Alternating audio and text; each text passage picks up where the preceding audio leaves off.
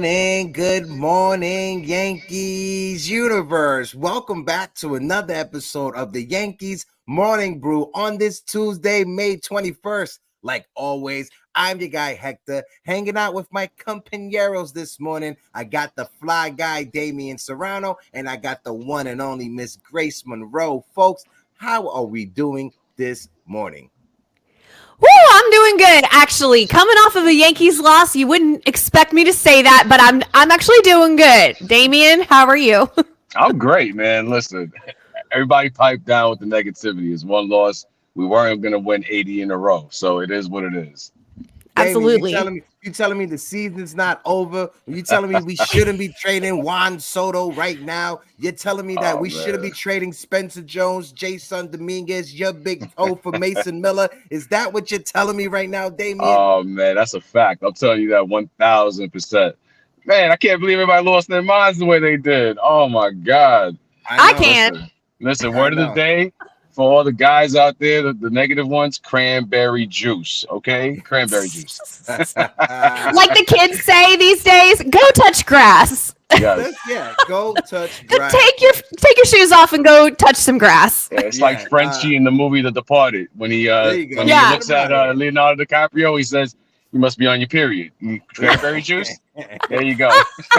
Go get your cranberry juice. Shout out to the chat. I want to do a roll call real quick. My guy, Joe, is in the building. Joe from the shift. Joseph, how you doing? I want to let everybody know I'll be joining Joe tomorrow on his channel for a live stream. So make sure you guys tune into that. Make sure you're following my guy, Joseph from the shift. If you aren't following Shifty, what are you doing with your life?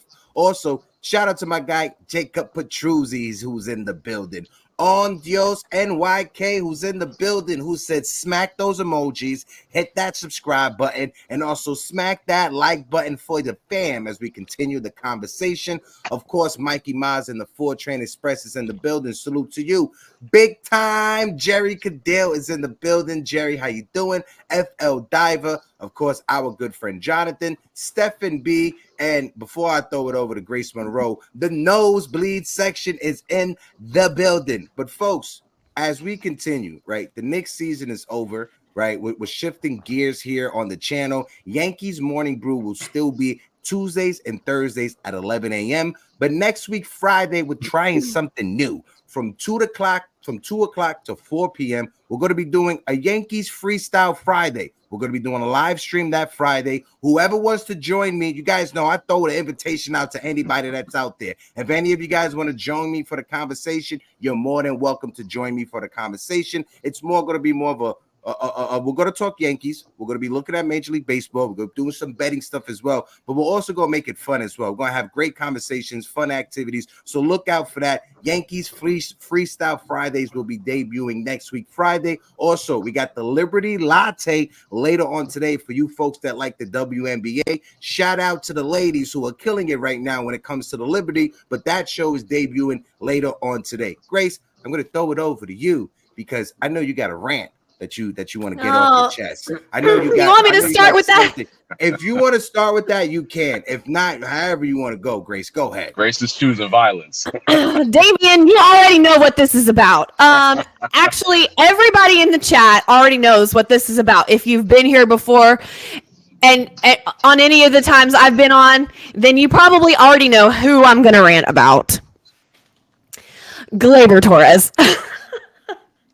Y'all, I cannot with this guy anymore, okay? And I'm going to tell you why. Okay, first of all, Clay Holmes came in last night. He did not have his slider working, but he's come in before in save situations this season where he didn't really have the slider working. He still managed to figure it out and get those 3 outs. Last night, he needed some help from his defense, and he did not get it. When Gleyber Torres overthrew that routine play to first base, or actually wasn't overthrown, but it was a bad throw. He made a bad throw to first base.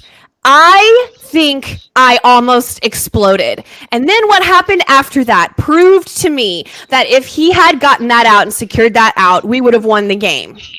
Because the runners would have advanced, We would have had 2 outs. We would have had a runner on second and third. Then the next guy walked. Then the next guy flied out. He would have flied out. They would have been running on whatever on 2 outs, but they would have scored 2 runs. We would have won by 1 run, and the game would have been over.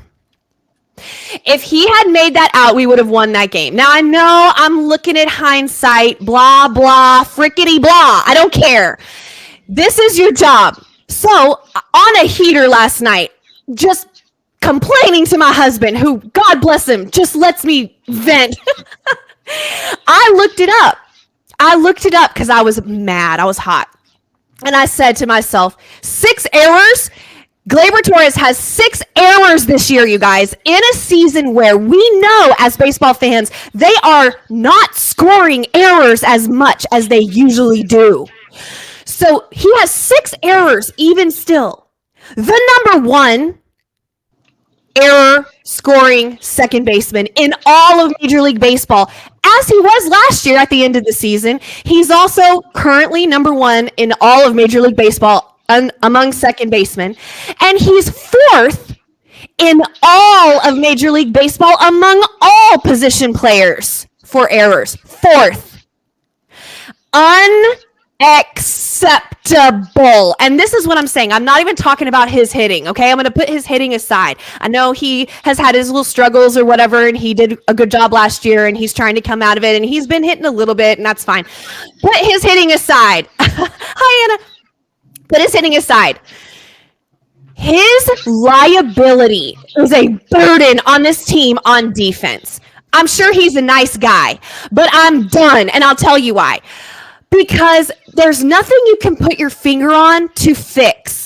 There's nothing you can say, oh, well, he's not turning it fast enough, or he's not doing this, or he's not doing that. It's not like when you're hitting and you can point to the mechanics and say, well, he's not staying long enough through the zone. He's not driving with his back foot. He's not, turning quickly enough with his hips. Not blah, blah, blah. You don't know what the problem is. Mm-hmm. And for that reason, I'm done. I am done with him because you can't put your finger on it. You can't fix it. It's something up here. I'm not saying he's not talented. We all know he's talented. He's a Major League Baseball player, okay? I'm not trying to disrespect him, but I'm done trying to figure out, trying to fix, trying to deal with these woes. I'm done. I cannot wait for them to trade him or for him to be off the team because I literally cannot function as a Yankees fan, swallowing his liability on defense time and time again. How many seasons are we going to allow him to be the number 1 second baseman that makes errors in baseball on the New York Yankees?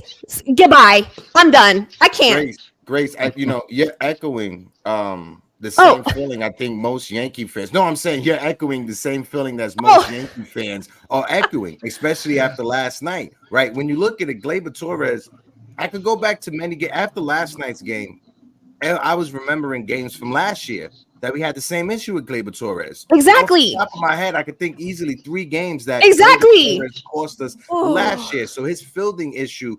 Sometimes you see Gleyber Torres out there, and you see him as, oh my God, this is a young face of Major League Baseball. He should be a superstar. He has the makeup too. But then there's sometimes you see Gleyber Torres out there and he's like mentally checked out. It's like, what are you doing? Right? If you're going to cut Anthony Volpe off so you can make the play, you better make sure you're able to make the damn play. Right. That's not the ball. That's supposed to be the shortstop ball. And it was the same thing last year. He kept cutting Anthony Volpe off instead of allowing the shortstop to make his play. Sooner rather than later, the New York Yankees are going to have to address this Gleyber Torres situation. Yeah, and people in the chat, they're bringing up DJ LeMahieu, right? I know DJ can play second base.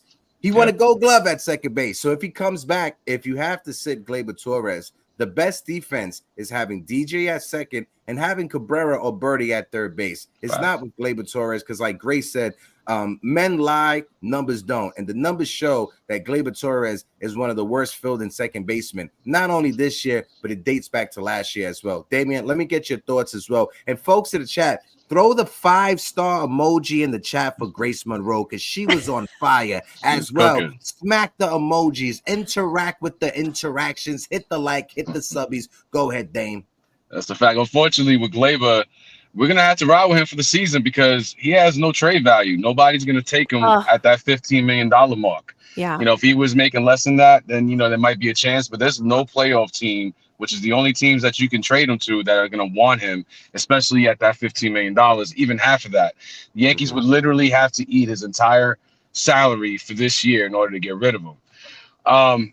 And unfortunately, Boone already said DJ's locked down on third, which I think is a mistake on Boone's part because, DJ, especially with Gleyber's woes so far, the bat is come around very little. He's hitting the last, I think, 7-8 games. He is hitting a little bit over 300, but that liability on defense, I'd rather have DJ Manning second with Cabrera and Birdie as a platoon at third. I think that's our best defense at that point. And, I go back to that Detroit series last season when, obviously it was meaningless, but, Gleyber throwing the ball away and we lost the game. And it's a continued theme with Gleyber. And like you said, like you guys said, the guy's talented. We all know that he has it in him, but for whatever reason, these bonehead plays, you can't excuse it anymore. Yeah. And it's costing us games. It's been costing us games. And, for all those who saying, he's a top 10 second baseman, granted, offensively, yes, but the defense has never caught up. And, you can't excuse it anymore. Gleyber has to either step up or get out. And unfortunately, we got to stick with him for the season, and it is what it is. But, we got DJ coming up, and hopefully Boone and management open up their eyes a little bit and realize that the best situation for the team, and it's got to be for the team, not the feelings of Gleyber. This is a business. This is a sport. There's no feelings when it comes to sports, even though there is sometimes. But at the end of the day, it's about wins and losses. Mm-hmm. And Gleyber at this point, it's a big loss. So we gotta step up and bring DJ to second and let Birdie and Cabrera man and platoon that third. And then at that point, either Gleyber's gonna get the idea and say, I need to step up and clean this shit up, or I'm gonna be riding pine. I had a Gleyber moment 1 second, right? And I think now going forward, whenever I have a mental lapse, I'm gonna call it a Gleyber moment, right? So I had a Gleyber moment because I have right here my notes that I'm writing so I know what to say on the show. And I put the Freestyle Friday. I put 2 to 4 because that's TC's time zone, right? I have TC and I have Grace's time zones right here in my notes while I'm writing, so I know when it comes to the times. Next week, Friday, the Freestyle Friday, Yankees Freestyle Friday will be from 4 to 6 p.m., not 2 to 4, because we still got the pop-off going on from 2 at 2 o'clock. So from 4 o'clock to 6 p.m., we're going to be doing the Yankees Freestyle Friday, and I'm throwing the invitation to my guy, Mikey Mazza. I'm throwing it to NFE. I'm throwing it to my guy, Jason, for 161. Of course, Grace Monroe, Damian, and whoever else want to join, they can join whenever they're free. But Grace, I'll throw it over to you. Just because besides Gleyber Torres, we got to talk about Marcus Stroman and this pitching staff. We talked about it last week. This pitching staff has been unbelievable. I want to read some stats off real quick before I let Grace cook, because Grace normally she be cooking. She be cooking the good comida. The Yankees starters over their last 8 starts, they have a 0.86 ERA. Every starter has gone 6 innings, allowing less than 2 runs in their last 8 starts. This is the 5th time this has happened, not just for the Yankees, but in Major League Baseball since 1973. That was the last time the Knicks won a championship. That's how long it's been, Damian. Grace, speak on Marcus Stroman. Speak on the Yankees pitching staff. Garrett Cole, he's going to be seeing some batters today. He's going to be facing some live batters. Go ahead, Grace. I love Marcus Stroman. I am a Marcus Stroman stan this year. I didn't know how it was going to work out with him coming to New York, back to New York. But for the Yankees, let's just be honest, it's different than the Mets.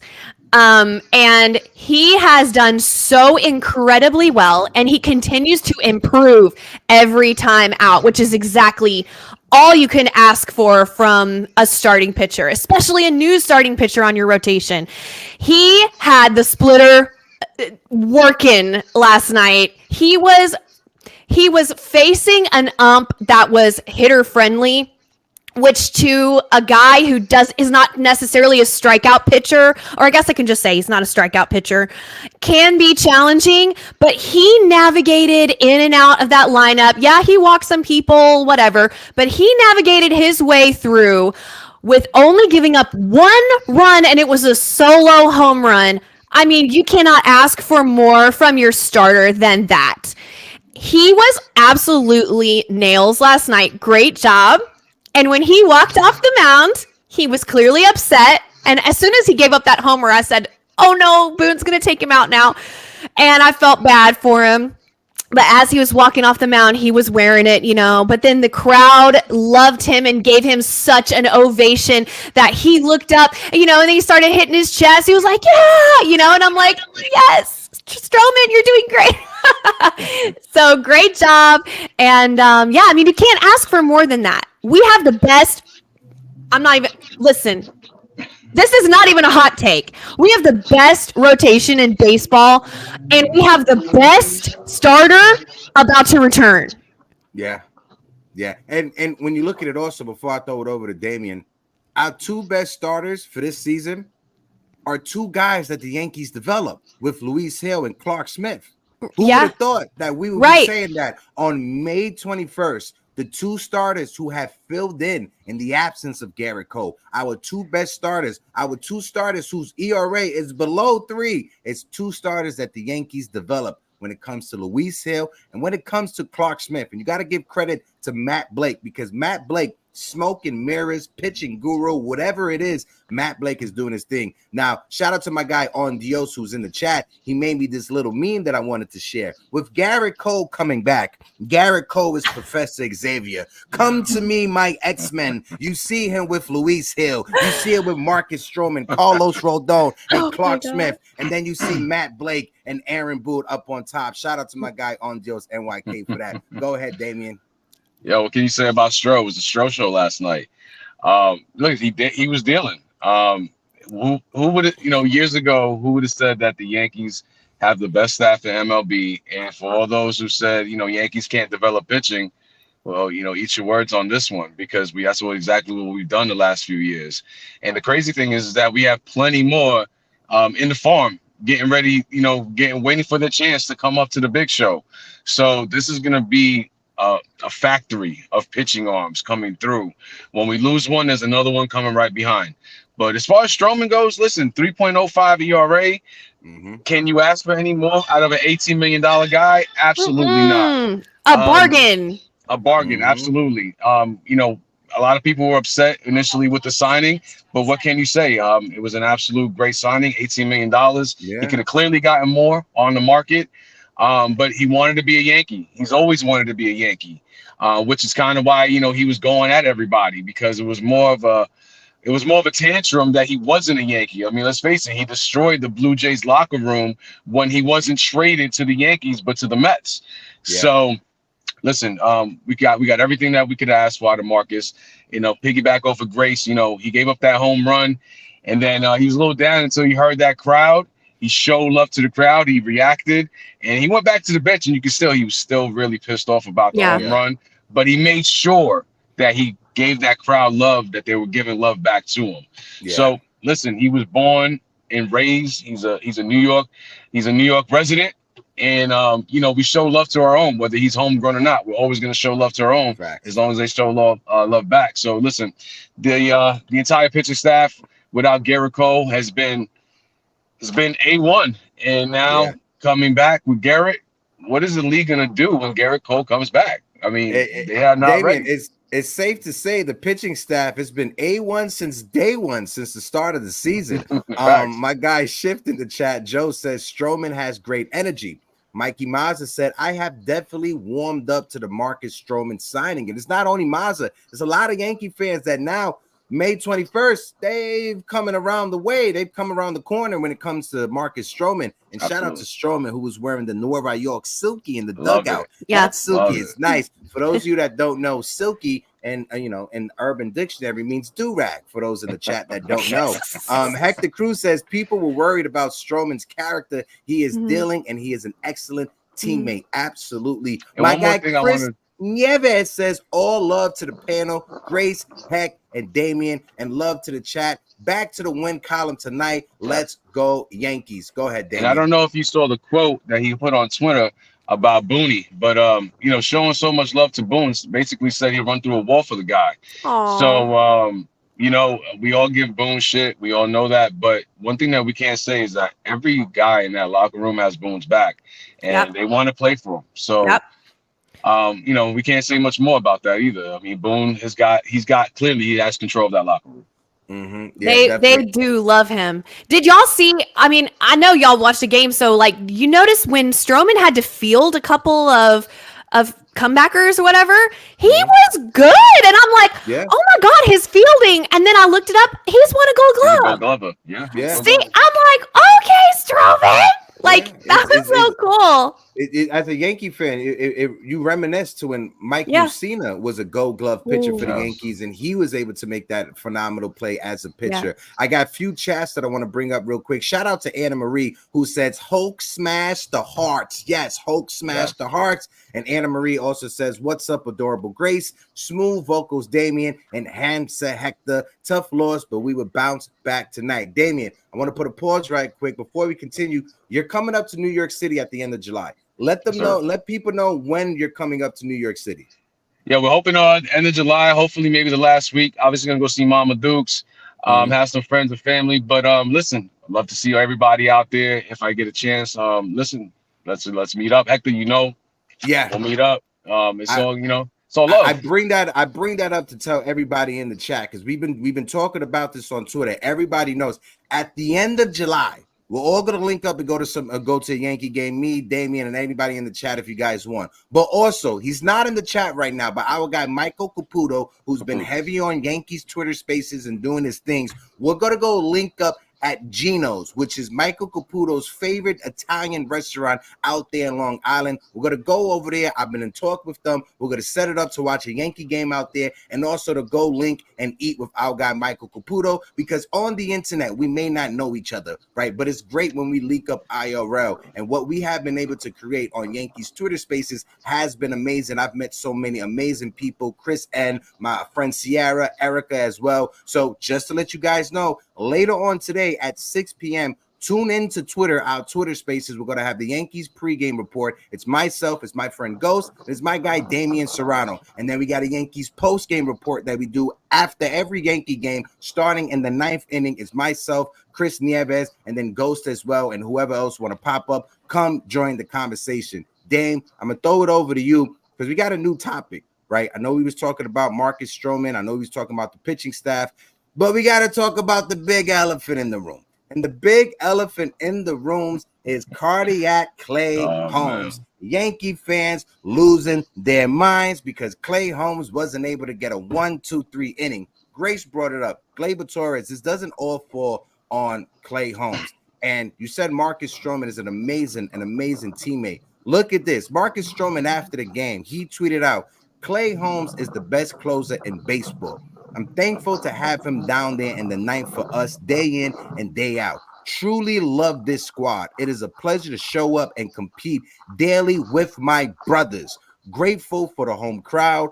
Energy always on a million. On to the next at the Yankees. Dang, that right there goes to show you he's sticking up for his teammates. He knows. He understands Twitter. He understands the Elon Musk machine, formerly known as Twitter, is now called X. He understands how the fans would jump on there and be quick to just put their little 1-2 takes when it comes to Clay Holmes. He saw that on the timeline, and he came in immediately to say, I appreciate Clay Holmes, and I want him there 9 times out of 10. Go ahead, Dane. Listen, if anybody had a reason to be upset, it was Marcus Stroman, okay? And clearly my man has Clay's back. Coming into the season, if we were to say right here, right now, our closer, Clay Holmes, cardiac Clay himself, had a 1.74 earned run average, everyone would take that. Yeah. Every single person in the chat, in the stands, everybody would take that out of Clay Holmes because you wouldn't expect it. So he wasn't going to have a 0 earned run average all season. We all know that. Every closer, even the greatest of all time, Mariano Rivera, blew the World Series for us. Okay. Yeah. We didn't hate him for it, okay? He was the greatest of all time. He's the greatest of all time for a reason. Hear me? Yeah, you good. You good. Okay, there we go. Everybody needs to come to grips that Mariano Rivera is not our closer anymore. And there will never be another Mariano Rivera. So we have to accept Clay Holmes for what he is. And what he is, he's been an outstanding damn closer this season. He's going to have a hiccup. Listen, last night he got dinked and dunked. Let's face it. Little ground balls here, little flyouts here. He got dinked and dunked. And obviously, Gleyber Torres did not help. So we weren't going to go on an 80-game winning streak. We all know that. Did it suck? It sucked. It was terrible. But at the end of the day, the Yankees coming into today have the second best record in baseball.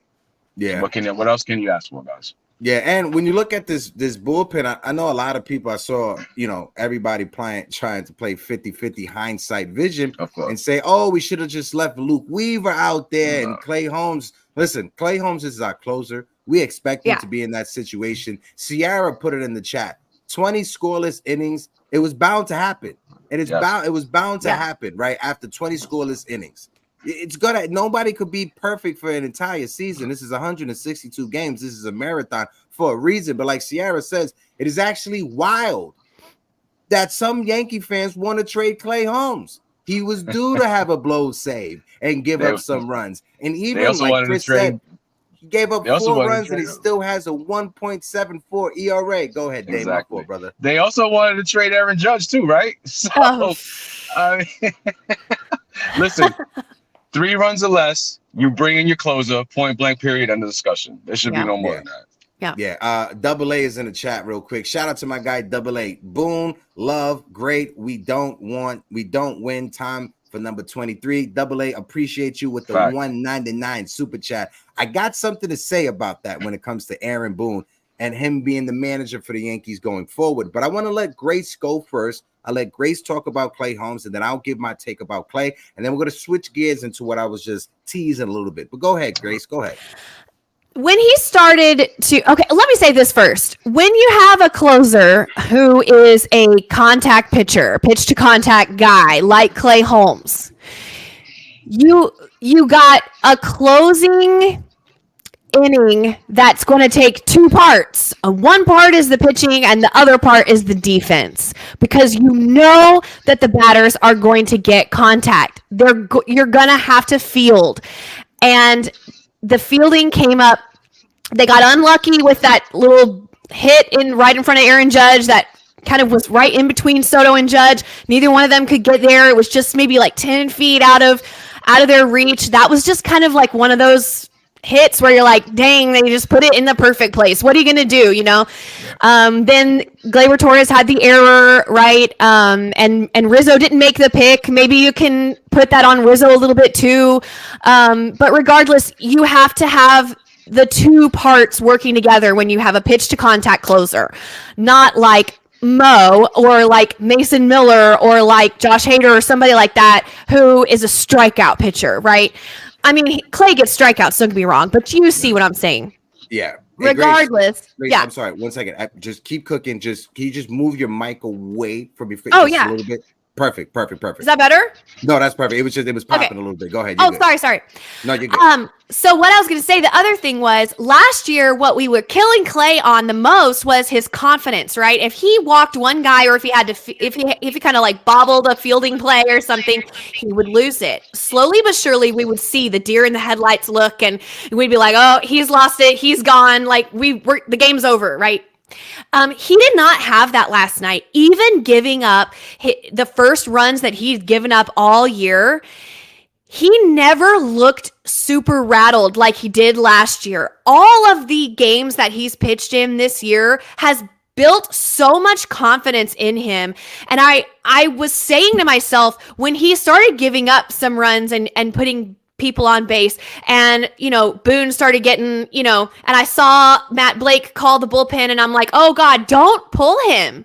Like, I was like, don't pull him. He's been the best closer in baseball. Let him keep going, but I was watching him very closely, because if I would have seen any signs of that mental rattling that he had last year, I would have totally been like, okay, pull him, whatever.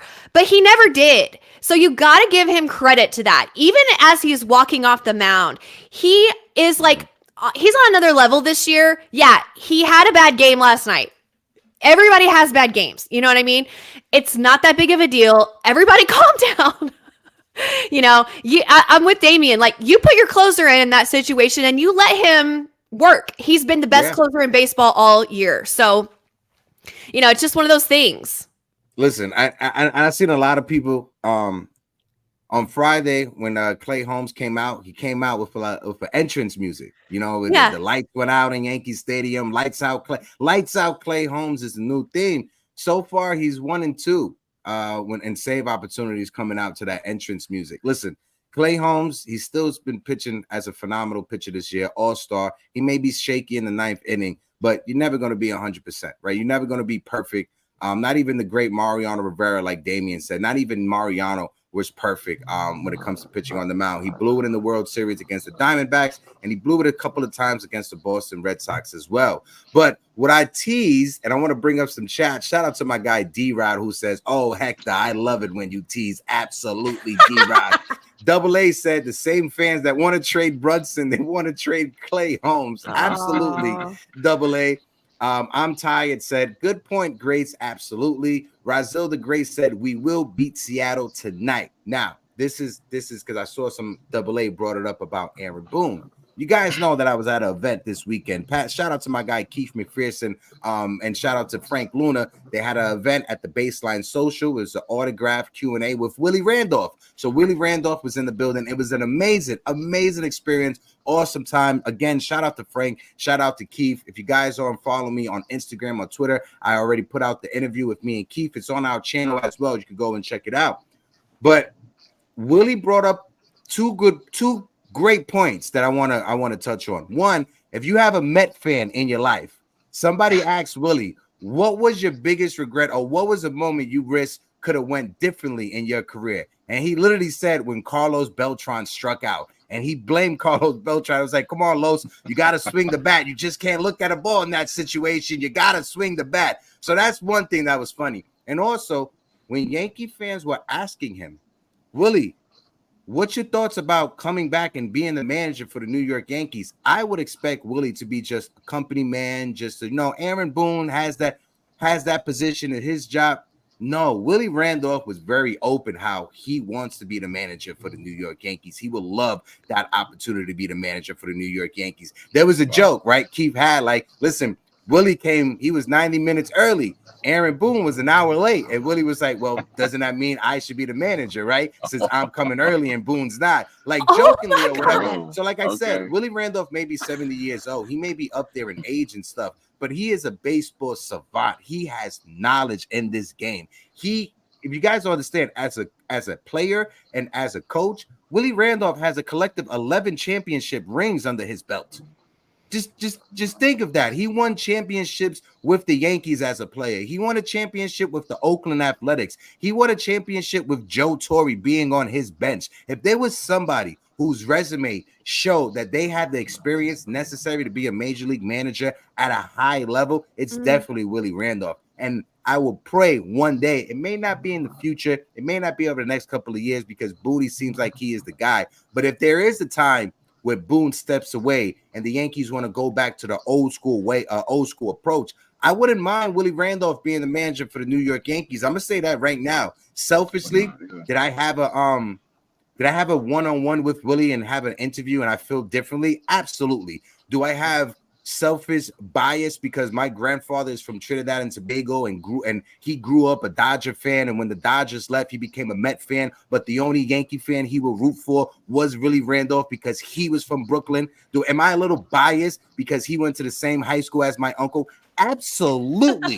But I would love Willie Randolph to be the manager of the Yankees. I'll throw it over to you, Grace. Let's get your take. Damien as well. Folks in the chat, let us know. Put the 5-star in the chat if you want Willie Randolph to be the manager for the Yankees. Go ahead, Grace. I mean, I love Willie like everybody does. He's very endearing and a total badass. Is that a cuss word? Anna Marie, let me know. He's a total badass, and he, like you said, has a championship pedigree. Boone is really growing on me this year. I have to admit, but you know, absolutely, I would be open to that down the line. You know, I mean, I love the idea of having a legacy coach, a legacy manager, right? And Aaron Boone, right, he hit that 1 home run, and they try to stretch that into a legacy feeling, but it's not the same as Willie freaking Randolph. Okay, badass acceptable. Great, thank you. You know what I mean? So I do like the idea on one hand. On the other hand, I would say Boone is growing on me. I'm not going to say I would choose Boone over Randolph necessarily, but that's all I'm going to say. Yeah, no. Listen, I'm right there with you, Grace, because like you said, Boone, he hasn't done anything this year that makes me point out and be like, I'm upset at him. Get him out of here. I may scratch my head when he comes out and says DJ LeMahieu is going to be the third baseman. I'm like, what are you doing? Like at least have some, at least Gleyber Torres think that he may lose his job. Like that may be the only thing that I could point out from Aaron Boone this year and say you could have done that better. But besides that, he hasn't done anything significantly that I point to and say, yeah, he should get fired because of that. Now, was there stuff in the past? Yeah. Replaying the 2004 ALCS for the Yankees as a hype video when you're down 0-3, that's a bad move. You don't do that whatsoever. I don't care who okays that. That's a move that you should have been fired for. But this year, so far, so good. The New York Yankees, folks, let me say this right now. I know Clay Holmes blew that save, but the New York Yankees have the second best record in all of Major League Baseball behind the Philadelphia Phillies, even though we lost last night, even though our 7-game winning streak came to an end. The New York Yankees are still the second best team and have the second best record in all of baseball. Damian, you remember when Pacoda came out and said we was going to be 4th or 5th in the AL East? I remember that. I remember that. Grace, I know you remember that because Astro fans, they kept tweeting me and they kept putting it on Instagram. And now Astro fans, they're upset at you because you was trolling them a couple of weeks ago. Facts. You know, I picked at the beginning of the year, I picked Phillies, Yankees, World Series. Yankees in 6, just 2009 on repeat. I didn't mean to do that. I didn't mean to repeat 2009, but I just genuinely see the Yankees and the Phillies. It would be cool to have the Yankees and the Dodgers. Yeah. But I think I just have a feeling it'll be the Yankees and the Phillies in the World Series. I want to shout out my friend Erica Garcia in the chat who said Orioles lost 2. No harm, no foul. We are winning this series. Absolutely, E. Hope all is well. Erica, hope all is well. I'm going to throw the link for the open panel in the chat, right? If you guys want to come up for the open channel, just always remember, open panel, always remember, just be respectful to the terms and services of YouTube. If myself, if Grace, if Damian, or if anybody else on the panel is in the middle of giving a take, please allow them to finish because the same time will be given towards you. And if you guys are new in the chat and if you're nervous, don't feel nervous. Come up here. Talk with me. Talk with Grace. Talk with Damian. One of the topics that I want us to talk about, we got to talk about Aaron Judge. Last week, Tuesday, Aaron Judge's batting average was 231. On this Tuesday's, Aaron Judge's batting average is 271. He has a 271 batting average, 13 home runs, 32 RBIs, a 988 OPS. He won American League Player of the Week last week. In 6 games, Aaron Judge hit 500. He had 5 doubles, 3 home runs, 7 walks, and an OPS of 1830. Number 99 is back. Damian, I'll throw it over to you. What's your thoughts on Aaron Judge? And should Yankee fans eat their words? Oh, there's a lot of crow being eaten today, boy. I tell you that. Listen, man, Aaron Judge, he's the captain. He's arguably the best hitter in baseball. Let's face it. And like I said before, I guarantee the 50 bombs will be there at the end of the season. Listen, player of the week, player of the month, MVP at the end of the year, whatever the case may be, Aaron Judge is going to be involved in all those talks. This team goes as far as Aaron Judge goes. Juan Soto is obviously on the team, but we all can see when Aaron Judge starts to cook, the team goes right along with him. So What can you say about the captain, man? The guy is he's amazing. He's one of a kind. The only 6'7" guy, almost 300-pound guy that you'll ever see on the baseball field doing what he does. Manning center field like a Gold Glover. I mean, listen, he's the captain. He's the truth. He's everything that the Yankees need. He's every worth of the $360 million that we gave him. And for anybody to doubt him, guys, shame on you. All those guys wanted to send him down to AAA, trade him. What are you guys doing? But listen, from one, not only Judge, you got Soto, you got Big G, let's face it, doing this thing. There's a lot of good going around on this team, but it all starts with Aaron Judge. It all begins and ends with Judge. Copy. Grace, I'll throw it over to you as well. Also, we got over 110 people in the building rocking out with us. If you guys don't mind, hit the like button, hit the subscribe button, and interact with the emojis on the bottom right of the chat. It helps us get more Yankee fans in the conversation. Grace, go ahead, Grace. And then I got Sean. I got my guy, L.I. Yankee King, Jonathan, and Sunil backstage. I'm going to bring you guys up as you guys popped into the queue on the bottom. Go ahead, Grace. I obviously love Aaron Judge because I ain't no fool, but he's our captain. Respect. Anybody who disrespected him, what are you even doing? Because this man has been nothing but class, nothing but a lead by example type of leader, and a baller, an incredible athlete, an incredible human, an incredible teammate. Everything that you could ever want in a captain, Aaron Judge has been. Of course, he's on fire right now. He is incredible, and he has raised his batting average so much just in a couple weeks. It's been a freak show. But let me ask you guys this, okay? And I'm not trying to swat anything here, but last night, Judge was up, right, in the bottom of the ninth. Yeah, bottom of the ninth. Did you guys feel like he was gonna come through? Yeah. No. You did?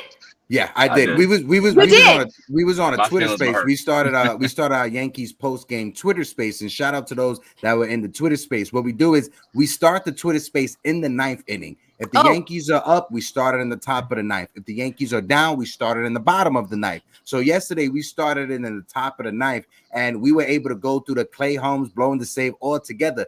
My friend Chris Nieves from Yankees Pod, he was calling the game, doing a play-by-play. Richie Rivera was doing a play-by-play from Empire State of Baseball. It was a great time. So folks in the chat, just know we're going to do that later on tonight, right? In the ninth inning. Jump onto the Twitter space, jump onto the X space, join us because we're going to be breaking it down and having a post-game space at that time. It was super fun. It was the first time we did it last night, and it was so much fun. Grace, Damien, please join us tonight if you guys are free. Of course. That must have been exciting. Yeah. That could also be a good psychiatric moment. It's very nice. Oh, yeah. But no, honestly, we all thought that Aaron Judge, I felt, listen, I'm going to tell you right now, just like you said, Grace, to see what Aaron Judge is doing right now is amazing. Aaron Judge is on fire. He is putting up video games numbers as we speak. Folks in the chat, hold on 1 second because I got some folks that just popped in backstage that I want to bring them up. They haven't been up in a while. I'm going to bring up my guy Chris from Yankees Pod because he's my co-host on our post-game space. Then I'm going to bring up Mikey Mazza. Then I'm going to bring up Sean Browning, Double A. Then I'm going to bring up L.I., Jonathan, and Sunil. That same lineup as it was. It's just Chris. I got to bring Chris up because he's my co-host for the post-game space. Chris, let me get a thumbs up real quick before I bring you up. All right, he got a thumbs up. Chris, my guy, how are you doing? How was it calling the game last night for us in the post-game space? First of all, thank you. It was an awesome time being there. How you feeling? Good. It was a good space, man. First time I ever did a play-by-play, so there was a little bit of a stumbling. No stumbling. I put you on the spot. My apologies, bro. No stumbling at all. No, you good. And listen, I enjoyed it. Rich picked me up there. He was calling. Listen, whoever is on X, Twitter, whatever we're calling it nowadays, come on the space with us. It's all love. Mm-hmm. Nobody gets bashed for their takes. We all see things differently. We allow everybody to talk if you want to come up and speak. So yeah, come on the show with us tonight. It's a great show. A lot of good people. Facts. Anna Marie says the Fast and Furious vibes are in full effect. Chris, let's get some positive energy. I know Clay Holmes blew the save, but let's get some positive energy, positive vibes, my guy. What's your predictions later on today? I know we're gonna have a pregame space later, but let's get some thoughts real quick before you go into Yankees pod at 12. Yeah, I think we get back to it today. I think we get back to the win column. We got a very, very confident. Oh yeah, that'll be a great play-by-play. I'm gonna get killed. The guy has experience. I mean, no, listen. Clark Schmidt has been confident, and we kind of spoke about this yesterday. Me and you, Hack, and a couple of other people. He's found his put-out pitch, and that was his biggest issue. That's why he couldn't get through the third time in the order, but he's got it now. With his confidence, and you can tell he's picking Cole's brain. He's doing a lot of attacking the zone where before Clay would just try to get you out on the outside pitch. Where now he's just swing at it. Let's go. Me and you. I'm going to throw a strike or a breaking ball in the zone and swing at it and see who the best man wins. So, yeah, I'm going to ride with Clark Schmidt tonight, man. I think he's going to do his job. And listen, Dame touched on it earlier, and I wanted to mention something. Clay allowed 4 runs and has a 1.74 ERA. That just goes to show how dominant he was the entire season. Like, it's one bad outing, a couple bloopers, mishap by Glaber. I don't really want to blame Clay for that entire situation. No excuses at all. But at the same time, the guy picked us up in a lot of close games. And, he got us through some of those. And, unfortunately, we couldn't get the win for him after he gave up the runs. But, still the best closer in baseball. And shout out to Stroman for doing that. Mm-hmm. Like Yeah, said, definitely. But before anybody else goes, Damien, I know sometimes you got to dip out early around this time. You good right now, Dame, or you got to dip out? I just wanted to ask you real quick. Damien, you can hear me? I'm not sure if Damien can hear me. Go ahead, Grace. I'll let you respond to Chris's point.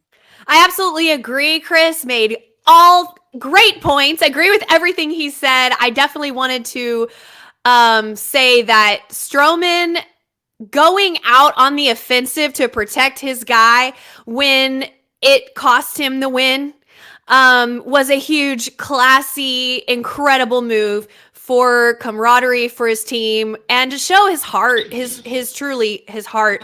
And that was awesome. I totally agree, Chris. That's a great point. Yeah, definitely. Chris, my brother, appreciate you like always. Let me get your last words before I let you go, Chris. Let me get a positive message for Yankee fans so they can take it to this game tonight. Go ahead, Chris. Yankees win the next 3. What are we talking about here? Better offensive team, just as equally good as their pitching staff. And I know their pitching staff gets a lot of love, but at the same time, we're missing our ace, and we have the best ERA in baseball. So, I think yes, and I think when it comes down to bullpen, closer, pitching, hitting, we are just a better team. We just had a tough inning, but we get back to the winning column today and continue that the next 2 games, 3 out of 4. Seattle, don't worry about them. Everybody have a good day. 4 training special, all love. Yankees Morning Brew, Hack, Grace, all love. Everybody have a good day. Let's go Yankees.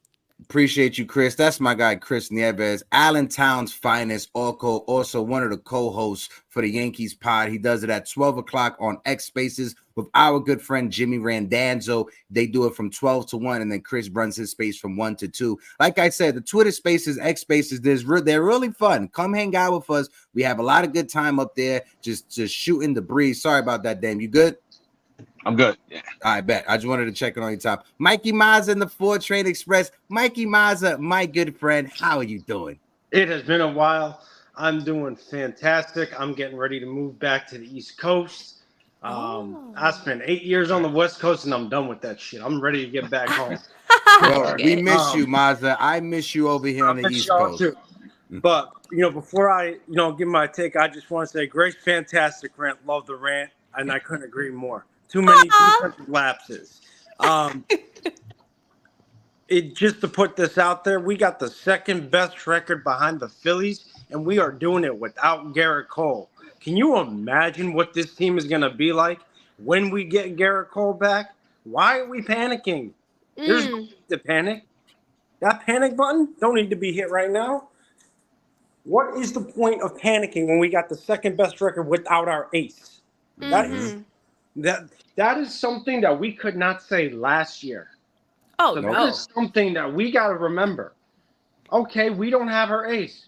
Whoop-de-doo. Guess what? We have the second best record in baseball behind Philadelphia and the best ERA, like Chris said. There's no need to panic. All I can tell you is stay positive, because tonight we're going to come back out and do what we do best, and that's win at home. Yeah, no, definitely. Listen, Mazza, I can't disagree with you on your take, because like you said it, we're doing this without Garrett Cole. We're doing this without Jason Dominguez. We're doing this without LI Yankee King's favorite Yankee of all time, DJ LeMahieu. We're doing all of this, and we're not even 100% whole at the moment. So when you look at it, Yankee fans, like Mazza said, the key word to take away from this conversation we're having is patience. Be patient. We won 7 games in a row. You're not going to win. Not many teams win 20 games in a row, 30 games in a row. That doesn't happen. You're going to lose some games. Was it tough to lose it in the fashion we lost it? Yeah, you could be frustrated. When you look at Gleyber Torres, I said it on the last show. When he was coming up as a prospect, he was the Arizona Fall League MVP. They were putting him up there. Fernando Tatis, Gleyber Torres, Juan Soto as the next faces of Major League Baseball. It just didn't work out for Gleyber Torres. Now, if I personally don't think he's going to be on this team this year, maybe the pinstripes is a little bit too heavy. Yeah. Folks, when they leave the Yankees, they still do good. Gary Sanchez, he's still in the major league. He's still in Major League Baseball. He was with the Padres last year. He's with the Brewers this year. He's still hitting home runs. So maybe the pinstripes are just a little bit too heavy, and he just needs a change of scenery when it comes to that. Grace, what's your thoughts? And then matter of fact, Damien, let me get your thoughts and then throw it over to Grace, and then Mazza will let you bow out and bring up the next person. Go ahead, Dame. I mean, the crazy thing about that, Gary Sanchez, when we were in Milwaukee, he said every game playing with the New York Yankees feels like a playoff game. 162 playoff games. If that doesn't tell you how it feels to be a Yankee and the pressure cooker of New York, I don't know what does. So the pinstripes do wear very heavy, as we all know. But like we said, it's one game. We're second in the MLB, top of the top pitching staff in MLB, and without Garrett Cole. And listen, at the end of the day, we got a game tonight. When you lose one, you can guarantee there's another one to play the next day. We got Clark Schmidt on the mound, having a great season so far. Listen, Clark Schmidt pretty much an all-star at this point. So we probably have a good 6 or 7 all-stars on this team, and maybe even a little more if MLB allows it. But at the end of the day, we can't ask for anything more than what the team has given us so far, and anything other than that is just selfish. Yeah, so agree. As long as we're in the playoffs, which we are playoff bound, as long as we're competing for the division, which right now we're at top of the division, it's one game. We'll be okay. Yeah, that's it. And Eric has said it in the chat. If this was a game that we lost when we're a couple games over 500, yeah, you can panic if we're in August and this happens. This happened in May when we have the second best record in all of Major League Baseball. Mazza, I'll throw it over to you. Let me get your last takes. I'll let you go down. I'll kick it back over to Grace. Go ahead, Mazza. I got more people back there. I'm going to bring up Sean Browning, Jonathan, Double A, and then Sunil, and then I got NFE I'm going to bring up. Go ahead, Sean. Go ahead, Mazza. So just to leave y'all with this, the Yankees have this year have not lost more than 3 games in a row. They have been about as consistent as you can ask for. So we can't be over here saying, well, why'd they lose the game last night? It happens. It's gonna happen. We couldn't say this last year. So for all the Yankee fans out there, stop hitting that panic button. Don't go down that rabbit hole. We are in May, and they have the second best record. Let them play the season out. If they're playing like that in the dog days of summer, okay, I can see it. But let them play. Let them enjoy it. You got Juan Soto, who's been your most consistent hitter, still producing even when he's not getting on base, drawing walks. You got Aaron Judge who's stepping it up. You got big Giancarlo Stanton stepping it up. Oh, yeah. So don't panic. Let them play. Let them ride with this. Enjoy it. This is the best looking Yankees team we've seen in a while. Enjoy it. And before I dip out on May 25th this month, I am debuting my new show, The Perfect Game Pipeline, where I will be talking and breaking down high school prospects. So tune into that. That'll be 10 p.m. Eastern Standard Time, 7 p.m. Pacific Standard Time. So if you are in the chat, you can ask me questions. I'll try to break it down as best as I can. But that's going to be something I'm looking forward to. And then May 28th, NFE and I are debuting our new show, Kick Rocks and Get Bent. Nice. Mikey Mazza, appreciate you, brother. Shout out to you. Thank you for always being my guy, bro. I can always count on you, and I appreciate you, Mikey Mazza, more than you know, bro. My guy. Make sure you guys go and support Mikey Mazza and the 4 Train Express. And like Anna Marie says, don't hit the panic button, but you can smash the like button. You can hit the subscribe button. You can share on the social medias, and you can hit all of the emojis. So Yankee fans, don't hit that panic button, but hit everything else that I just asked you to do. I'll throw it back over to Grace. Sean Browning, I'm going to bring you up. Let me get a thumbs up, Sean Browning. Cool. Go ahead, Grace. I have something to say about what we were talking about Torres, and I'm not going to rant, okay? I could definitely see a scenario where we were talking about the pinstripes being heavy. I could definitely see a scenario where Torres goes to another team and flourishes.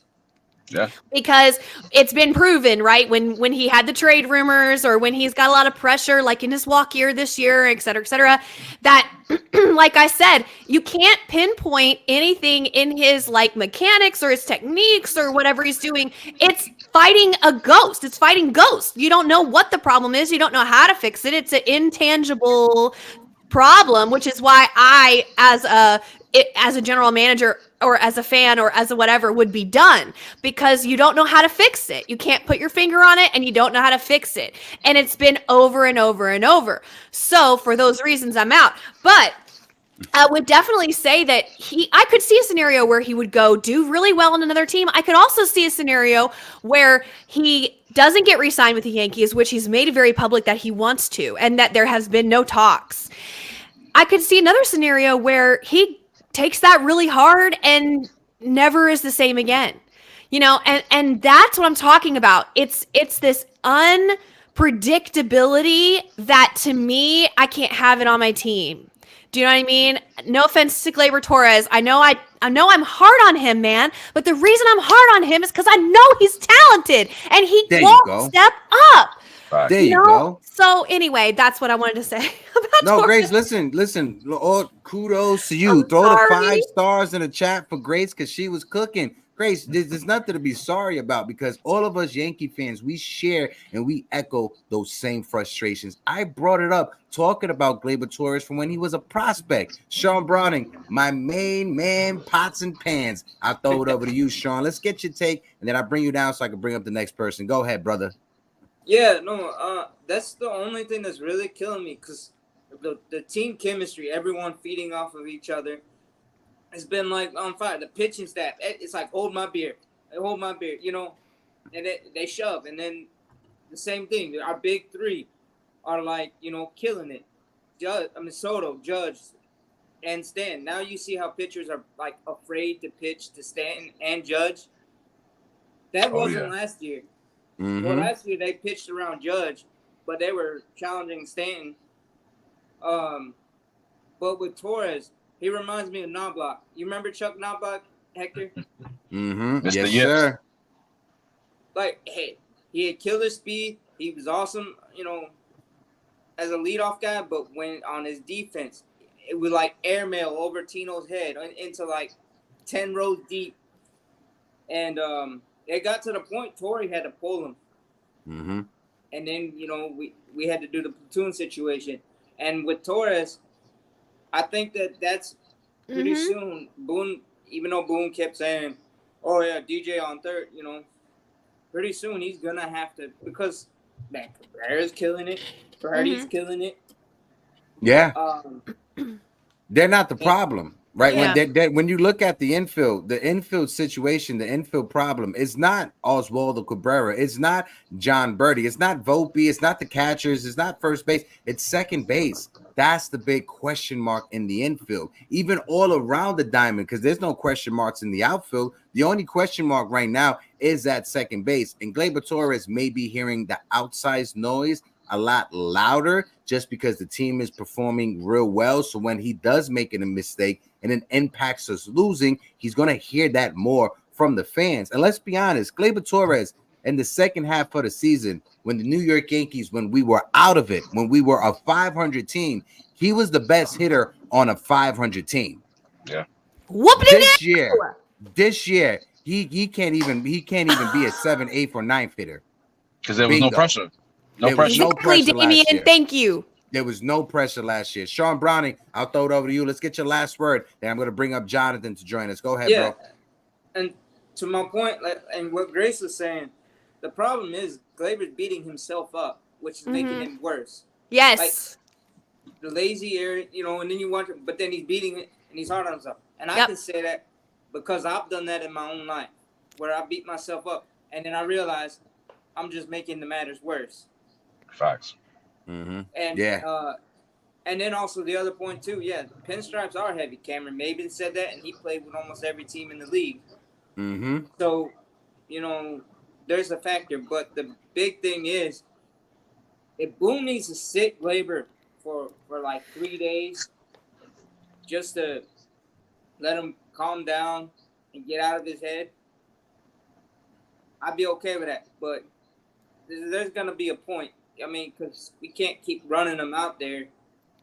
And then I'm right there with you, Sean Browning. Sean, appreciate you like always. Always appreciate you in the chat. Always appreciate you on the open panel, rocking out with us. That's my guy, Sean Browning. Deuces, baby boy.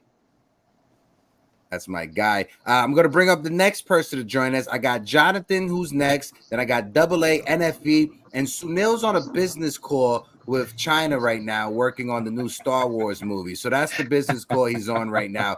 Jonathan, let me get a thumbs up. Let me know you're ready to rock out. All right, Jonathan, my man, the villain of Yankees Twitter last night, who had a lot of people. You're on mute, Heck. You're muted.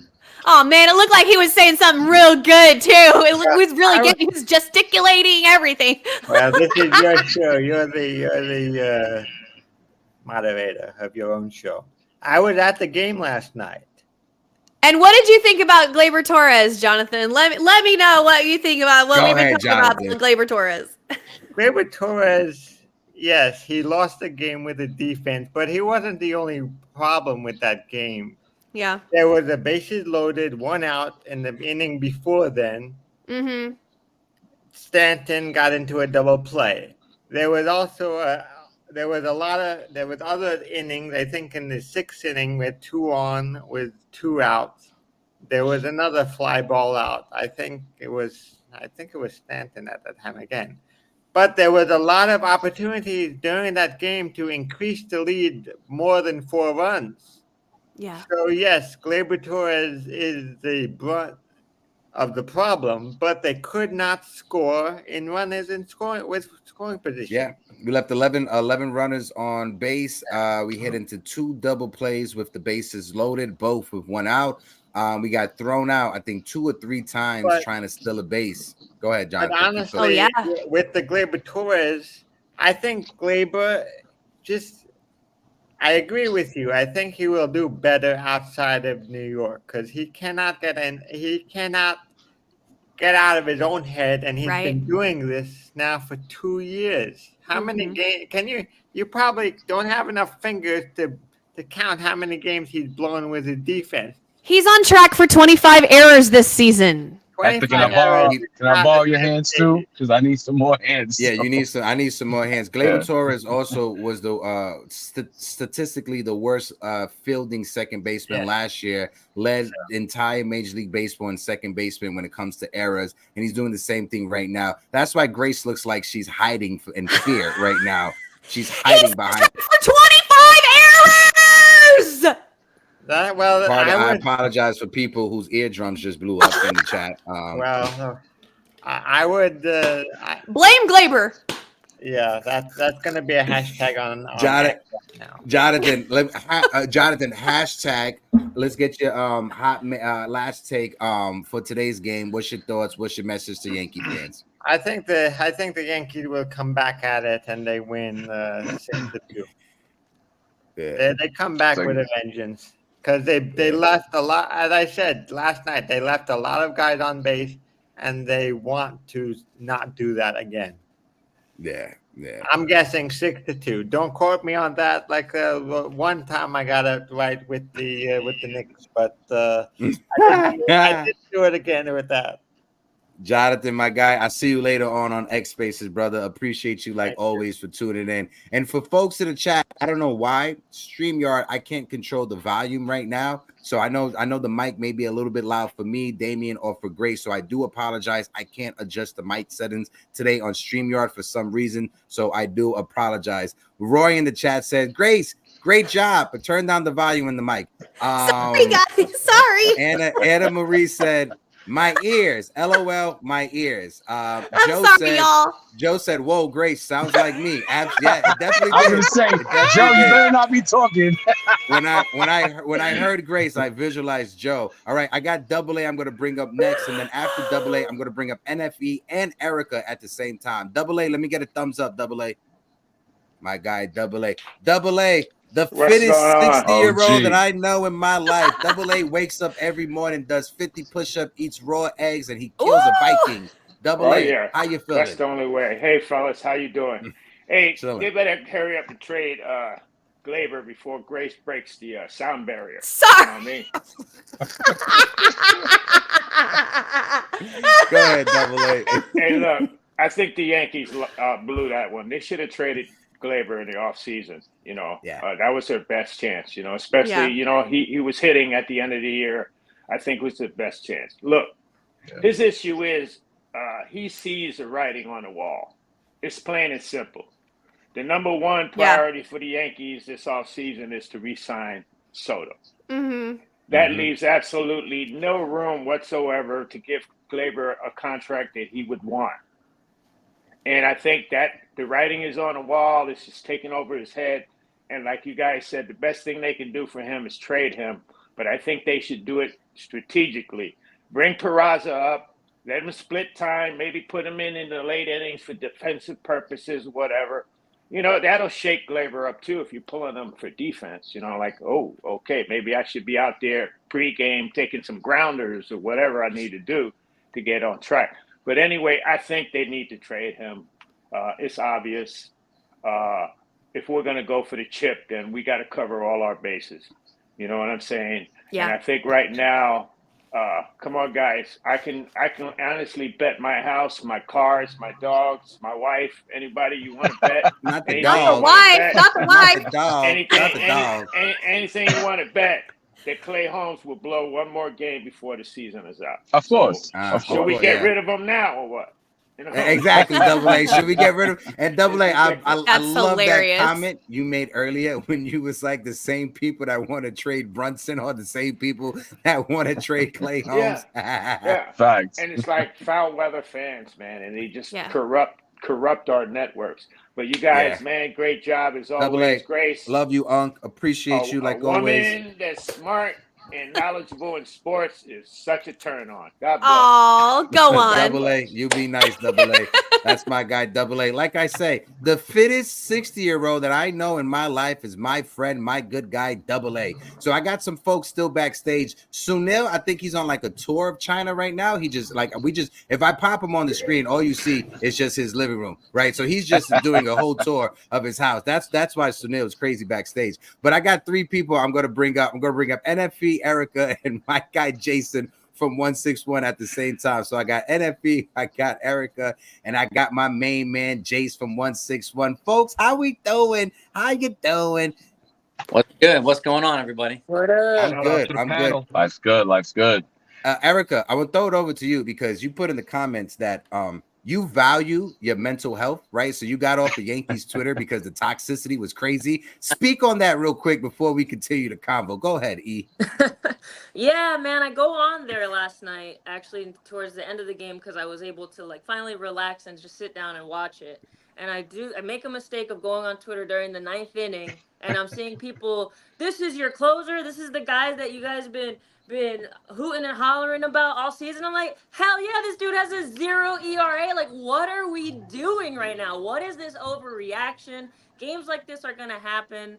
Like, I can't deal with it. I'm sorry. Like, it's it's just too much. I just feel like everyone wants to have a hot take and be different, and it's just, it, like, I can see right through that. So I get off of it because it does tick me off a little bit, especially when your team is 33-15, right? Obviously, 16 lost last night, but it's just and again, losses like that are gonna happen. But when you build that cushion where you have you're the second best team in the league, it's okay. Like, I know that I was freaking heated, and I still think about it. That Cleveland Indian game that they lost earlier in the season, that they gave up because of stupid errors, which seem to still be happening with one guy in particular, as Grace has been mentioning.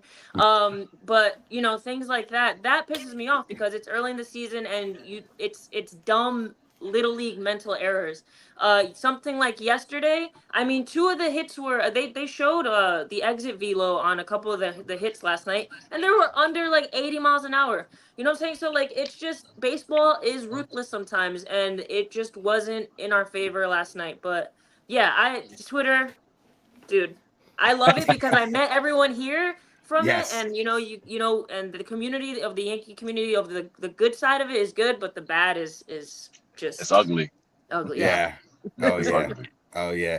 NFE, I'll throw it over to you, my guy. NFE had a show this morning. Shout out to NFE. If you guys aren't following the Strike Zone, please follow the Strike Zone. NFE, let's get your take, brother, and let's throw it over to our guy Jason. Go ahead.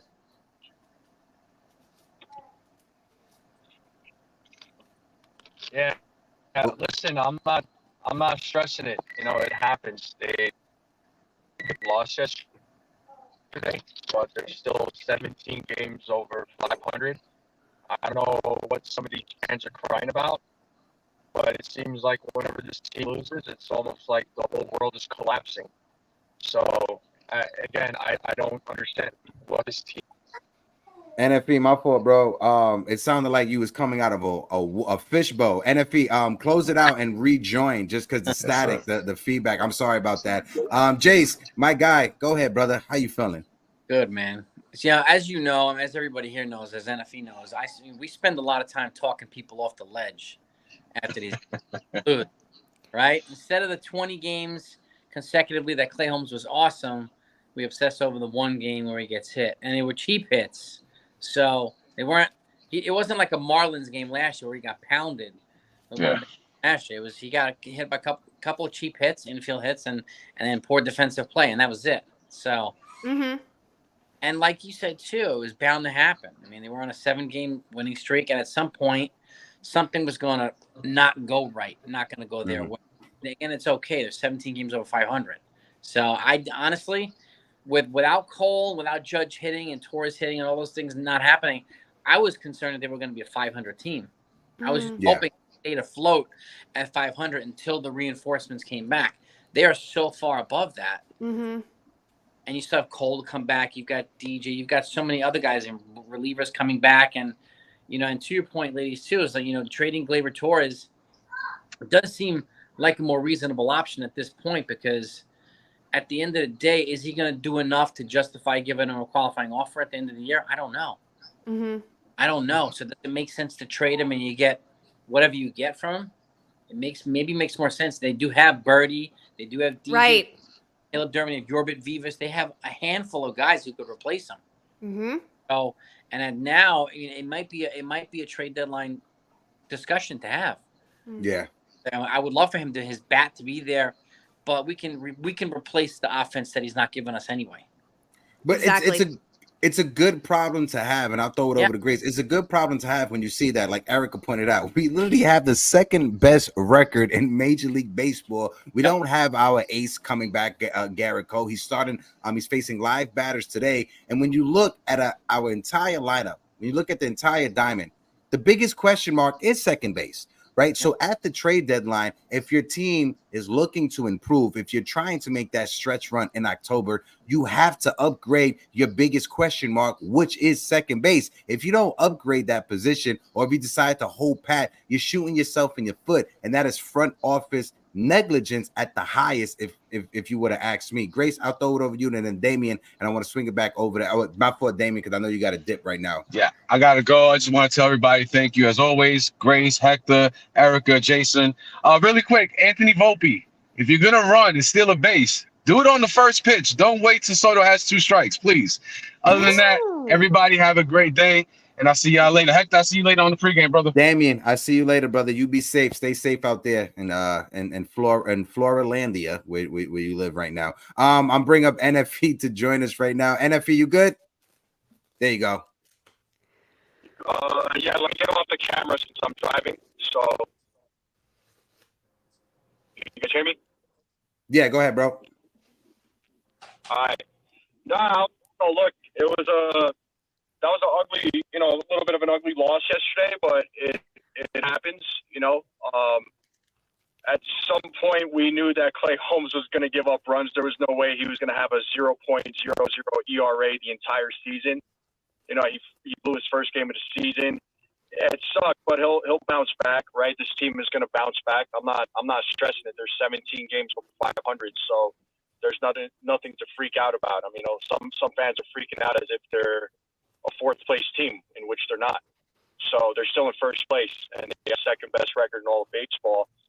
And yeah, Grace went Grace went nuts on Gleyber Torres. That was hilarious. But he has to be right too. I understand. Yeah, look, Gleyber is this. I really want him to play well. I want him to play well. I know recently he has been, but he made that bad play yesterday, and you can't have that, and at some point when if these types of things continue, when does Aaron Boone say enough? Yeah, because that would be my. Well, I'm sorry, NFE. Go ahead, bro. You're good. No, that was my question. Yeah, and I think Erica said it perfectly. When will enough be enough? And I'll throw it over to Grace, because Grace, I want you to lead it over here and then throw it over to Erica. Because one of the questions I want to ask people is 12:18. We're going to wrap up in about like 15 minutes with Alex Verdugo and the cleanup spot.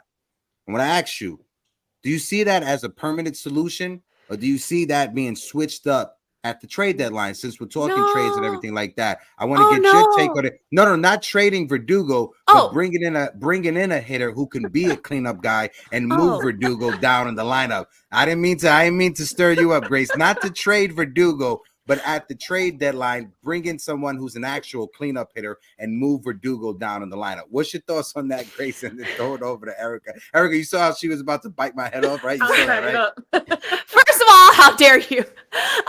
No, I want to say one thing about Gleyber Torres, and I swear I'm not going to go off. I just want to say that the fact that Jason, the most level-headed of us all, agrees makes me feel so validated. And that's all I want to say. And then the second thing I want to say is, I'm sorry I hurt y'all's ears. I'm a die-hard Yankees fan, but I am a Texas girl. And down here in the country, we yell. And so sorry about that. But, it is my heritage. Now, back to cleanup hitter. I think, and I brought this up a couple of weeks ago, like, it's such a unique kind of situation that we have because Alex Verdugo isn't necessarily a home run hitter, although he does have power. He's more of a contact hitter, a doubles hitter. So having him in the cleanup spot has been so different. But we have so many other sluggers in the lineup. I don't think we need to trade necessarily for a slugger. I would much rather trade for bullpen arms. And / if there's anyone that's injured that we need to re-up in that area at that time, I'm not really thinking we need another necessarily big slugger bat. And if I'm going to give up prospects, I don't want to give it up for that necessarily. I mean, my opinion, I guess, could change depending on, knock on wood, hopefully there are no injuries, but something like that, it could change. But I would much rather shore up the defense and shore up the pitching, just bullpen and stuff, rather than get another slugger. We have Jason Dominguez. He could come in and be a DH in the cleanup spot if we needed to make that change. But I think Verdugo is working so well right now. Mm-hmm. I mean, I love Soto getting on base at such a high clip. Judge has been hitting for extra bases so much that when Verdugo gets up, he's been hitting them in, even with a double. Yeah. He's been scoring runs. So I just think it's working, and I wouldn't change anything as of right now. What do you think, Erica? Yeah, go ahead, Erica. Shout out to TC Stills in the chat. He couldn't join us this morning. He was busy, but he's still in the building. Go ahead, Erica. I'll throw it over to you, and then I'll throw it over to my guy, Jason. Go ahead, E. Yeah, good point where Verdugo isn't your classic cleanup hitter, just because he is that contact guy. I think he's a good, middle for a power hitter. And Judge is a power contact hitter, but, and then Stanton, right? It's kind of gets away from the predictability of a lineup. So yeah, I like him there. We know that he's a doubles machine, and that works really well, especially when you're batting after a Soto or a Judge who are bound to get on base. Even Volpe, shout out to the 13-game hitting streak from my leadoff hitter, by the way. Yeah. But yeah, it's good to have that there instead of a Stanton who, is more susceptible to ground out into a double play. I know Yankees as a whole like to ground out into double plays, but I just feel like he's more likely to ground out into a double play where Verdugo can work a count and and hit for contact wherever on the field. So yeah, I do like that. I wanted to get to the Gleyber thing though. I know that everyone is ready to yeet him to the sun, and I've said it too. I need him to do well this season, right? Whatever happens after this season, as long as there's a ticker tape parade in New York City, for the Yankees, obviously, then I don't care what happens after this season. But Gleyber is valuable in my opinion. Look at the last 7 games. He's batting .296. He's coming around from what he was in the beginning of the season, which was god awful. So it's there. I just think maybe in the later innings of tighter games, maybe you do a defensive substitution for him, because that seems to be what we're really complaining about, right? Is right. Defensive lapses. So especially maybe late in games. Right. In closer games, late in games against teams that are going to be able to, I don't know. I'm just thinking maybe look at it in that aspect, because I think that his value is gone. I don't know what you can get for him at the trade deadline. That's going to add value to a team where we have so many options right now. I mean, our starting pitching is stellar. We have DJ coming back from IL. Birdie is solid. Cabrera obviously proved his worth in the beginning of the year. So it's that's there. Maybe you get somebody to back up Rizzo, but at that point you're just getting another power hitter, because that's really what first basemen are. So I don't know what you can really get out of him. Maybe a lefty specialist out of the bullpen, but is anybody who's really going to get rid of a lefty specialist at the trade deadline, especially with the way the playoff format is now? There's so many teams that can sneak in late. So it's I think we just have to hope that he just continues to hit the way he's been hitting the last week or the last 7 games, and get a glimpse of what we were getting. Maybe substitute him defensively. But that I'm just trying to look at it devil's advocate. You know what I'm saying? Yeah, no, I get it. And it's not his offense. Solid points. Yeah, it's not his offense. It's his defense, like you said, Erica. And if there's situations that we got to have a late inning defensive replacement, why not? Go ahead, Grace. The thing is, I feel like Volpe knows this. Volpe is always there. Use him. Boone needs to tell Torres, if Volpe is covering the base, flip him the ball, let him throw to first. Stop trying to run it and do it yourself. Like, he's there. Volpe knows too. And I've seen him roll his eyes at Gleyber Torres before. Go ahead, Heck. Sorry. And Grace, no. I just wanted to add on. And that's what happened. Gleyber Torres cut Anthony Volpe off. That's what I'm saying. Going towards his right when it was an easier play for Anthony Volpe to make, and it was more difficult for Gleyber Torres. I'm going to throw it over to Jason to get his take on the conversation with Verdugo. But one thing to add on to Erica's point about the double plays, at the end of April, the New York Yankees were leading all of Major League Baseball with 40 double plays hit. As of right now, May 21st, we're still leading Major League Baseball in double plays hit. But in the month of May, we only hit into 10 double plays.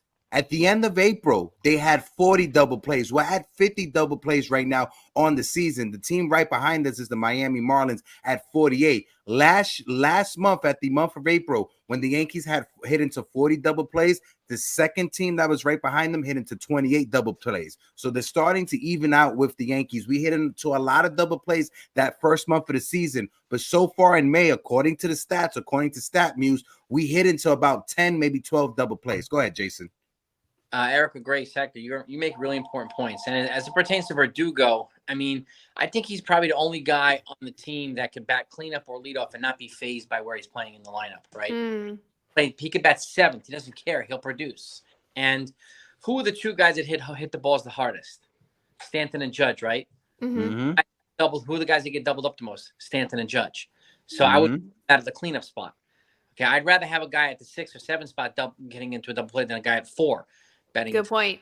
So Verdugo is probably at this point the most likely guy or the best fit based on what we have to be at the cleanup spot, right? And as it relates to Torres, whether he gets traded on, any trade that the Yankees make at this point should be a compliment to the team chemistry. Yeah, it's gotta improve the chemistry or help or feed into the chemistry that they already have and not disrupt it, right? Because I don't know we don't know who's going to be available yet, but in terms of defensive replacements, you brought this up, Erica, like, do we have Vivas and DJ? They are defensive upgrades over Torres. So we have the defensive upgrades in-house already. We don't necessarily need to trade for it. So, and if there's any way that we have value with Torres, I would probably trade him for a contact hitter who's less likely to be doubled up and more likely to get on base. So I wanted to add as much run disruption as possible, run production as possible. So I feel like that guy he went to the Padres, unfortunately. Oh yeah. Yeah. He would have been a wait. Who's the name? Luis Arias. Oh, from the Marlins. That was the guy. Yeah. I know. Yeah. So sad. Yeah, unfortunately, and that's a guy that a lot of us Yankee fans he would have been the perfect player. He plays a position that's the big question mark for us. You could put him in the leadoff spot, move Anthony Volpe if you must as well. But like Jason said, I'm in agreement. It has to be a piece that complements the chemistry and not disrupt the chemistry of this team, because the one thing that this team has, it is team chemistry. You saw Marcus Stroman. I'm gonna bring it up right now. After Clay Holmes blew the save and Marcus Stroman saw what Erica was talking about on Yankees Twitter, he went on Twitter defending Clay Holmes, saying, listen, I wouldn't rather have anybody else but Clay Holmes. That's a teammate right there. Alex Verdugo seeing Marcus Stroman getting attacked by a certain faction of the Yankee fans because he's wearing a do-rag. So Doogie goes up to him, yo, bro, give me a silky so I could wear one with you so I could get some of that heat also. That right there is team chemistry. Seeing these guys on their off day, all hanging out together, is team chemistry. You guys know, I know Frank Luna and a lot of the people that does a lot of these autograph signings. Oswaldo Cabrera, shout out to my guy, Jake from the Bronx Zoo. Oswaldo Cabrera is doing a baseball camp with kids right now, right? It was over the past week. What happened at that camp? Cabrera is there with these kids. Who does he FaceTime? Juan Soto.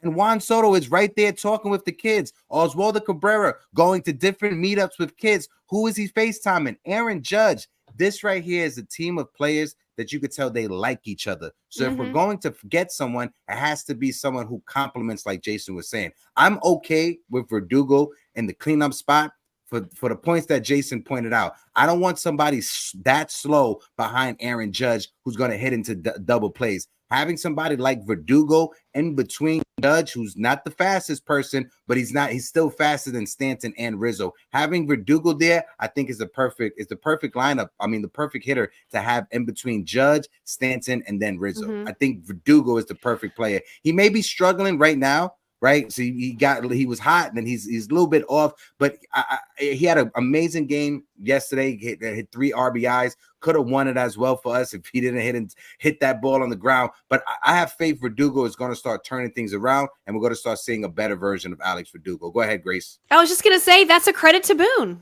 That's a credit to Boone. Nobody can deny. He's thinking outside the box. He's believing in his guys, and he's keeping it consistent. I mean, what else can you ask from a man? I mean, that's a credit to Boone. We have to give him his flowers. Grace, Mm-hmm. if I Yeah. make a really important point. Stroman. Go ahead, Jake. Stroman credited Boone in his tweet yesterday for backing players up and having his players back no matter what. So he gave props to Boone too, as well as Clay Holmes. And again, the chemistry went through the roof when they added Stroman, when they added Verdugo, when they added Soto. The 3 new guys shot the chemistry through the roof. The guy most vocal impact, which is really, really important. Yeah. We're about to get ready to wrap things up. Jason, I'll throw it over to you. Let me get your last take for today's game. I'm going to be doing a Yankees pregame space at 6 p.m. on X's. Jason, if you're free, please join me. Anybody else that's out there, you're more than welcome. But go ahead, Jason. Let's get your last message before we wrap things up. Go ahead, bro. If any team can rebound after a disappointing loss, it's this Yankees team. Not last year's Yankees team, this year's Yankees team. So I expect them to come back with vigor tonight and play the Mariners well. And I expect them. They've got a series ahead of them with the Mariners. And I don't know if you saw they're going to face Darvish, Dylan Cease, and Joe Musgrove when they face the Padres after the Mariners. So if any team is ready to face these pitchers, it's the Yankees. Yeah, definitely. Erica, let's get your last take, and then we're going to get ready to wrap things up. I'll drop you and Jason after you give your take. Go ahead, A.E. Yeah, I said it yesterday. That loss, it was an ugly loss, right? It is what it is. It happens. But I think that the Yankees are going to win out on the series. And, I mean, really the only question mark is tomorrow with the Nestor matchup. But I think that this offense is clicking. You know, they're getting a ton of hits. Yesterday was a bit of they were getting the hits yesterday, just weren't getting the big hit. But I think they get the big hit today. Schmidt is coming off of his best start of the season. I think he's going to ride that, especially with the home crowd behind him. So I see a win today. Tomorrow, Nestor is still questionable in my eyes. And then you got Luis Heel, who is honestly the nastiest pitcher in the rotation thus far until Garrett Cole comes back, as long as he comes back healthy. I got the Yankees winning the next 3 for sure. And I also wanted to credit the chemistry of the Yankees. Them going to Knicks and Rangers playoffs games, I have a feeling makes an impact a little bit too. You don't think they want to do that in front of a Bronx crowd? Oh, yeah, hell yeah. And this is the one thing, right? I love that you bring that up, because I think the team chemistry, it got fractured when Josh Donaldson was brought over to this team. At the beginning of that year, Josh Donaldson's first year with the Yankees, the team chemistry, you saw it was getting up there. Josh Donaldson was hanging out with Rizzo and Judge at Rangers games in Madison Square Garden. You saw what that team chemistry could be. And then the Chicago White Sox series happened. And then, of course, everything happened with Josh Donaldson. Aaron Judge stopped defending him. Aaron Judge and Anthony Rizzo stopped hanging out with Josh Donaldson. Can't blame him. Chemistry, it needed to be jolted. And bringing in Verdugo and bringing in Stroman and bringing in Juan Soto, who feeds off of those are 3 guys who feeds off of the crowd. The one criticism that people had about Juan Soto is that last year he was too quiet. He was too quiet in San Diego. He wasn't interacting with the fans. He wasn't interacting with the teammates. Now, you look at Juan Soto in Yankee Stadium, you can't get that man to shut the fuck up and stop smiling. All he does is smile and just laugh with the fans. You can't get him to shut up now. So it's different in the Bronx. The Bronx is different, and it's going to be special when the Yankees meet up with the Padres over the next couple of weeks. I forgot. It's coming up soon, so that's going to be fun. But Erica, Jason, appreciate you guys. I'm going to let you guys go. I'm going to get ready to wrap things up. Sunil, I know you were still backstage. I don't know what's up with StreamYard right now. It's not letting me click on certain things. I don't know. I think I'm frozen on my end. I can't even do my cam setup. Here it is right now. But Grace, that was a great show. Great conversation. How you feeling after that? Oh, man, I just want to say thank you to you and TC and everybody in the chat, Damien and everybody else who comes on, for just welcoming me with open arms since I've been added to the show. And it hasn't, I kind of jumped in, but I really appreciate everybody's support. And I know sometimes I yell and sometimes I rant, but thank you guys all for just making me feel so welcome here. And I'm having a great time. I'm having a blast. And the last thing I want to say today, because you were bringing up Soto, and all these descriptions, I'm like, who? This is not the same person we have in the Bronx. Not the same at all. And I saw the other day at the homecoming dinner, excuse me, I'm sorry. I saw the other day at the homecoming dinner that they were auctioning off portraits for charity, their big fundraiser of the year. Soto bought his own portrait of him in a pinstripe uniform. This man is not leaving. This man is not leaving. Why would he do it? Y'all, I may be trying to make a mountain out of a molehill. That's what we say in Texas. Y'all say that? Make a mountain out of a molehill? No, okay. what we say is make lemon with that's what we say. You got you guys have all the nice phrases. We don't. This is Southern saying, like, don't make a mountain out of a molehill, or you're making a mountain out of a molehill. Anyway, the point is, I may be making a mountain out of a molehill, but I am reading into this. This man paid like 20 grand or something, like a lot of money for this portrait of himself in pinstripes. So come on, y'all. He ain't going nowhere. Grace, appreciate you. Appreciate everybody who was in the chat. D Channel was in the building. Sean Brown, and thank you for coming up to the open panel. Of course, Brian Gustin, like always. Frankie Rivera, 5-star show. Appreciate you, Sean Brown. And with the Queen Grace, D's Channel says, thank you, Queen. Chop Low, appreciate you, Chop Low. Of course, my guy Richie Rivera from ESB Empire State of Baseball. Appreciate you, Double A as well. Big Time Jerry, who was in the building. Make sure you guys put it on your calendar. The Yankees pregame space later on today at 6 p.m. on the Elon Musk machine Twitter, and also the postgame space in the 9th inning. Join us on Twitter. It's a great time. We have great conversation, and we just, it's just a great moment. But until next time, until Thursday, I'm Hector. That's my lovely friend Grace Monroe, and we see all of you lovely, amazing people next time. Doses.